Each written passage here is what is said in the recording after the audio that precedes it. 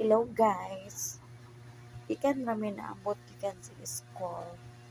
Kaya akong gikuha akong kinder nga baby. 6 years old na siya pero wala man ko ng anak ko gusto. So, he is always my baby. He's like 6 years old na siya. O, duha lang akong anak, grade 5. So, holiday man ilang klase. So, bilin lang siya sa school niya. So, ang among kwaon, kaning akong kinder kay half day man lang ilang klase. So, karon under na dayon, tas atong kinukusugan nga ceiling fan, kay medyo galha-galha atong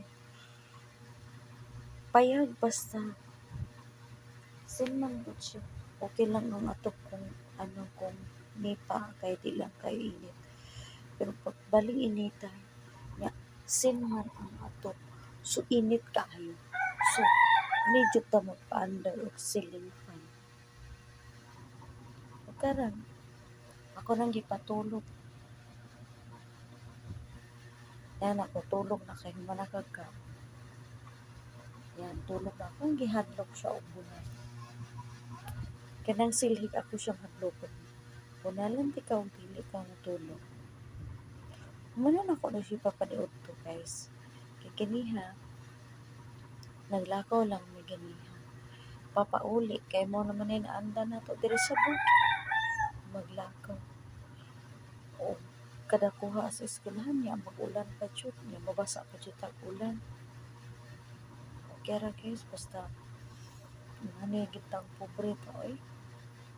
Labanan jud ta maglakaw pero ni okay lang na oy madala ra ng ismay.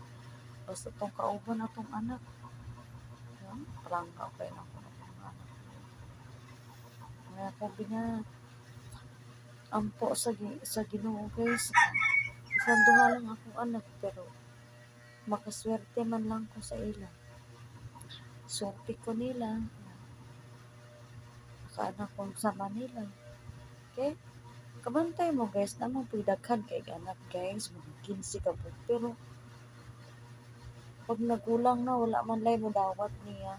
Kay kuno, dili na po daw makapakaon nila ang ilahang mga anak kay pobre po daw.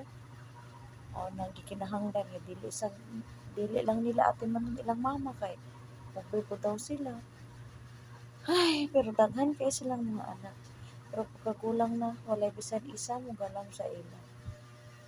So akong ginapangayo sa Ginoo nga bisan duha lang ako anak, apan swerte man lang ang tako sa ila. Ang mara na guys for today's video. Bye!